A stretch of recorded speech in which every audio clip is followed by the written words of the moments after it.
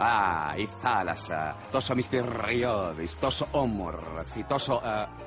υγρή. Η ιστορία μας ξεκινάει από το γνωστό σε όλο το βυθό του μπικίνι εστιατόριο τραγανός κάβουρας όπου... μια στιγμή! Τι τρέχει! Παρακαλώ, ηρεμήστε! Έχουμε ένα πρόβλημα μέσα. Προτιμώ να μην το συζητήσω πριν έρθει ο διευθυντής. Δείτε, νάτος!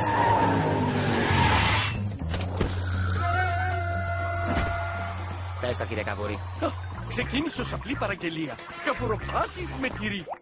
Όταν το δάκωσε ο πελάτης, δεν είχε τυρί! Συγκρατήσου, Eugene. Μπαίνω μέσα.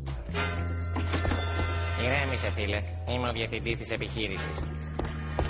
Όλα θα πάνε μια χαρά. Φοβήθηκα πολύ, κύριε. Το δωματάκι σου. Οικογένεια. Έλα, φίλ, ηρέμησε και πες μου για την οικογένειά σου. Έχω μια γυναίκα και 2 όμορφα παιδιά. Έτσι, μπράβο, συνέχισε. Θέλω να μου κάνεις μια χάρη, φίλ. Τι? Πες τυρί.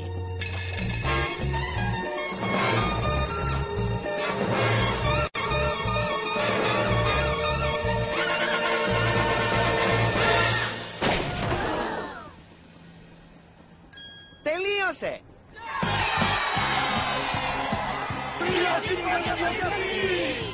Βίντεο!